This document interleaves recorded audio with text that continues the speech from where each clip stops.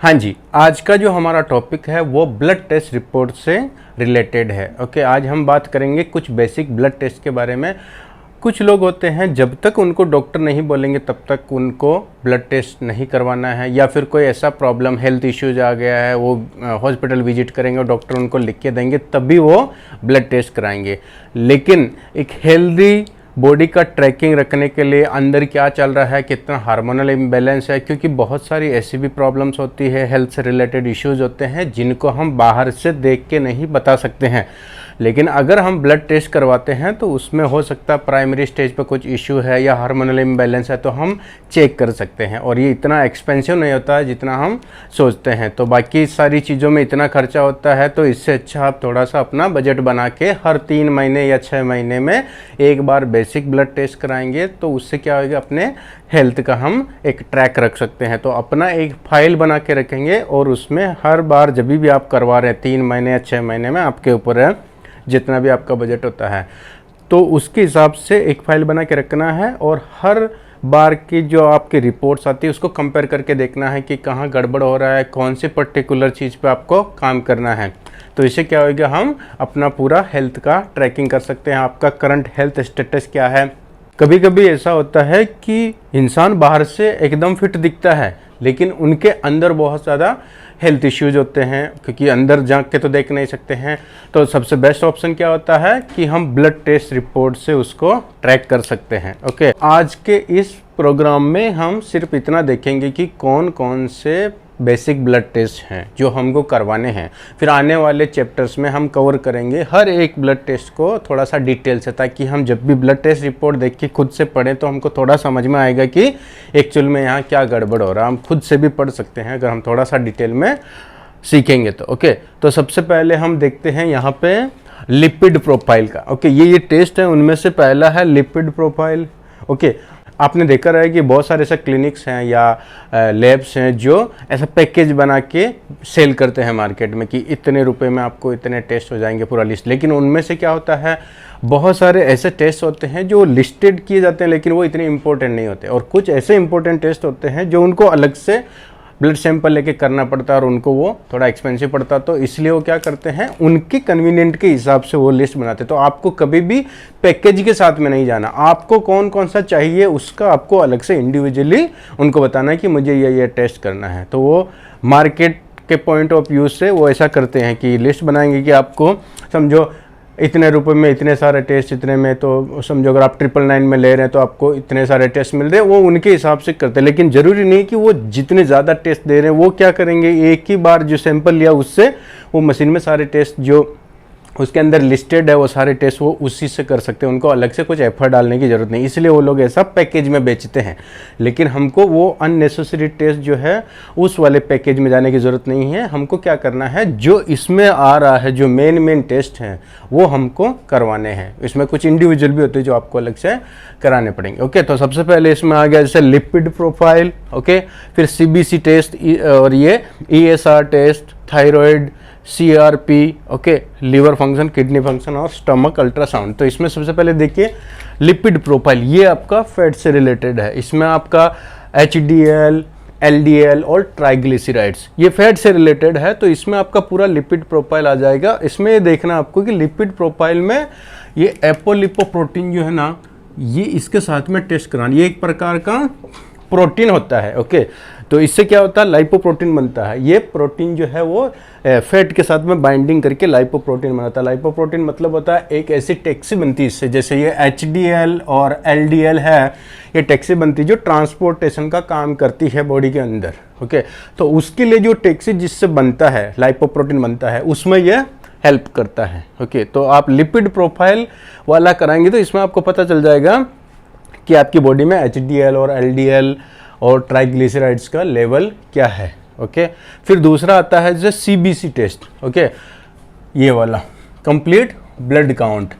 अभी इसमें क्या होएगा, ये ओवरऑल हेल्थ को कवर करेगा, जैसे एनीमिया, इन्फेक्शन, ल्यूकीमिया। ओके, फिर इसमें RBC, WBC प्लेटलेट्स, जो मेन इंग्रेडिएंट जो प्लाज्मा में होता है उनमें से 2-3 चीज़ें होती है। ये उनका सारा हीमोग्लोबिन वगैरह हो गया, फिर RBC का परसेंटेज, ये सारी चीज़ें कवर होती है। तो ब्लड प्लाज्मा के अंदर जो चीज़ें हैं उनमें ये कवर हो जाएगा, लिपिड प्रोफाइल कवर हो जाएगा, फिर इसके बाद में ESR आएगा। ओके, तो ये क्या करेगा, इन्फ्लेमेशन से रिलेटेड आपका बताएगा, हेल्थ स्कोर बताएगा कि आपकी बॉडी के अंदर कितना इन्फ्लेमेशन हो रहा। तो आपको ये ज़रूर करवाना है ESR टेस्ट। ओके, ये आपका डायग्नोस्टिक करेगा क्या, ये देखिए इन्फ्लेमेटरी डिजीज से रिलेटेड, मतलब बॉडी के अंदर कितना घाव हो रहा है उससे रिलेटेड ये बताएगा। ओके, फिर इसके बाद में से थायराइड प्रोफाइल हो गया। थायराइड तो ब्लड के अंदर हार्मोन्स का लेवल क्या, थायराइड हार्मोन का, जैसे T3 T4 ठीक है, ये वाला TSH। तो ये जो थायराइड वाला प्रोफाइल है ये आपका कवर करेगा T3 T4 और TSH।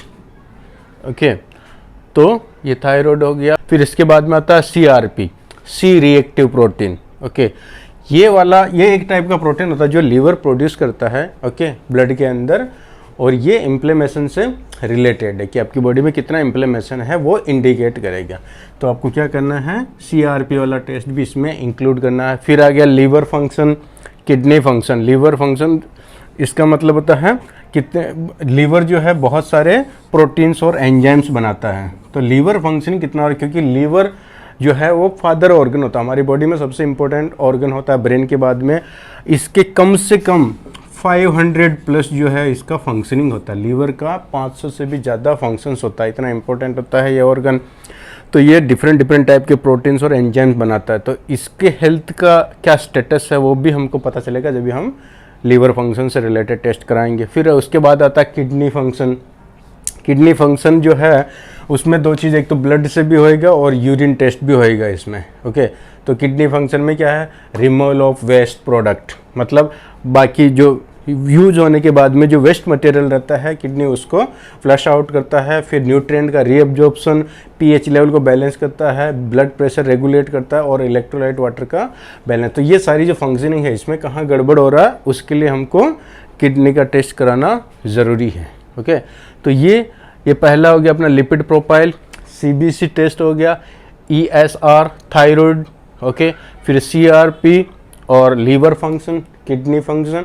फिर उसके बाद में एक अल्ट्रासाउंड, ये भी बहुत ज़रूरी है। अल्ट्रासाउंड से क्या होएगा, हमारे स्टमक का अल्ट्रासाउंड कराएंगे ना तो उसमें कहाँ स्वेलिंग हो रहा है, जो स्टमक में एब्डोमेन में जितने भी ऑर्गन्स हैं, वो चाहे आपका इंटेस्टाइन से रिलेटेड हो गया, स्टमक, स्प्लीन हो गया, किडनी हो गया, कहाँ स्वेलिंग हो रहा है, कहाँ इन्फ्लेमेशन हो रहा है, वो सब दिखाएगा किसमें, इसमें।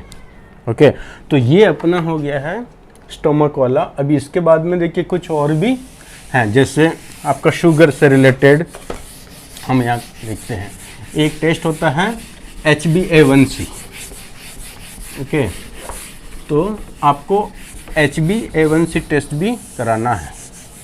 ओके, वो आपका 2 से 3 महीने का एवरेज ब्लड का जो शुगर लेवल है वो दिखाएगा। तो मैं यहाँ पे मेंशन करता हूँ एक और टेस्ट जो है, ओके, ऐसे ही मैं यहाँ लिख देता हूँ HbA1c। ओके, एक टेस्ट होता है जो ये क्या करेगा, 2 से 3 महीने का ब्लड के अंदर जो शुगर का लेवल कैसा रहा है वो दिखाएगा। ओके, ये 2 से 3 महीने का क्यों दिखाएगा, क्योंकि जो सेल्स होते हैं, ओके, हीमोग्लोबिन जो ऑक्सीजन कैरी करने वाला है, तो आरबीसी के अंदर ये जो सेल्स होते हैं इनकी जो सेल्फ लाइफ है वो 2 से 3 महीने की होती है, फिर उसके बाद में रीजनरेट होता है। इसलिए ये मैक्सिमम 3 महीने तक का हम चेक कर सकते हैं कि 2-3 महीने के अंदर जो पिछला पूरा रिकॉर्ड है, हिस्ट्री है, उसमें क्या क्या गड़बड़ हो रहा है, कितना शुगर का लेवल है, क्या वो सब। तो HbA1c इससे जो डायबिटिक पर्सन होते हैं, जिनको डायबिटीज़ का है प्रॉब्लम, उनके लिए भी ये टेस्ट होता है स्पेशली। पर हमको भी ये करवाना था कि हमको पता चले कि 2-3 महीने का क्या लेवल रहा, कैसा शुगर से रिलेटेड। ओके, फिर इसके बाद में फास्टिंग आ गया, fasting blood sugar, okay, sorry, fasting blood sugar, okay, और फिर इसके बाद में पोस्ट प्रेंडियल।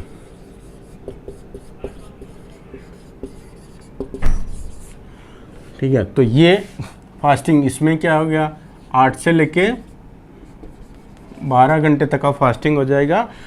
तो ये फास्टिंग के बाद करना है। और एक आता पोस्ट प्रेंडियल, तो इसमें क्या होएगा, इसमें सीक्वेंस हो जाएगा। पहले 30 मिनट के बाद, जैसे आपने फास्टिंग करके टेस्ट कराया, फिर आपने खाना खाया, उसके बाद में 30 मिनट में एक होएगा, फिर उसके बाद में एक 1 आवर का होएगा, और उसके बाद में एक 2 आवर्स का होएगा। ऐसा करके पोस्ट प्रेंडियल मतलब खाने के बाद का कि बॉडी शुगर का कैसा फ्लक्चुएट हो रहा है, अंदर कितना ऑब्जॉर्प्शन हो रहा है या नहीं हो रहा, उससे रिलेटेड। तो ये हो गया अपना फास्टिंग प्लस। फिर एक सबसे इंपॉर्टेंट आता है insulin resistance. Okay, insulin resistance, ये टेस्ट भी आपको कराना है। ओके, इससे पता चलेगा कि आपका इंसुलिन का रिस्पॉन्स कैसा रहा, ब्लड शुगर का कितना मतलब बॉडी है शुगर को टॉलरेट कर सकता है। ओके, तो ये भी एक इम्पोर्टेंट टेस्ट है। इस तरह से ये सारे इंपॉर्टेंट टेस्ट जो हमको कराना है एकदम बेसिक है, बहुत ज़्यादा एक्सपेंसिव नहीं है। हर 3 महीने या 6 महीने में ये वाले टेस्ट हम कराएंगे तो हम अपना हेल्थ का जो है वो एक रिकॉर्ड रख सकते हैं, हमको पता चलेगा कहाँ गड़बड़ है। और जब तक पता नहीं चलेगा अंदर क्या हो रहा, तब तक हम उसमें इम्प्रूवमेंट नहीं कर सकते। तो हमारा ये कैसे गोल डिसाइड होगा उसके लिए भी ये हेल्प करता है कि जैसे आपका फिटनेस एनालिसिस करते हैं, तो ये बहुत ही ज़रूरी है। ओके, आपको ये रखना है, आपको पता होना चाहिए कि आपकी बॉडी के अंदर क्या चल रहा है, कुछ गड़बड़ है कि नहीं है।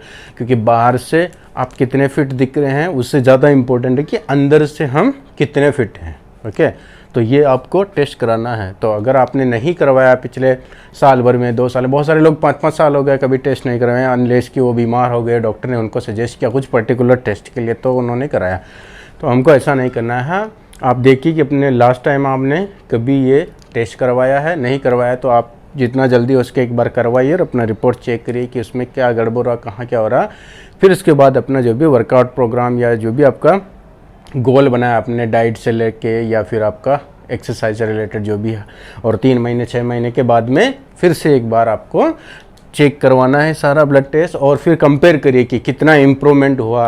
अगर कोई गड़बड़ था तो उसमें आपने कितना फोकस किया, कितना काम किया, कि कुछ चेंज आया कि नहीं आया। नहीं आया तो फिर आगे आपको कहाँ डाइट में चेंज करना है या वर्कआउट प्लान में चेंज करना है। इस तरह से हम अपना फिटनेस का ट्रैक रख सकते हैं। ओके गाइज, तो इससे रिलेटेड आपको कोई भी कन्फ्यूज़न रहेगा तो मेरे को आप कमेंट बॉक्स में बताइए, फिर हम और अगले आने वाले चैप्टर्स में डिटेल से डिस्कस करेंगे। ये जो है जितने भी टेस्ट हम किए हैं अभी रैंडमली हमने ऐसा नाम लिया तो इससे क्या समझ में नहीं आ रहा प्रॉपर, लेकिन हम क्या करेंगे भी आने वाले चैप्टर्स में एक एक टेस्ट के लिए थोड़ा बेसिक देखेंगे कि ये टेस्ट किस लिए होता है, इसका क्या फंक्शन है और कितना रेंज में होना चाहिए, उससे रिलेटेड हम बात करेंगे। Okay guys, thank you so much.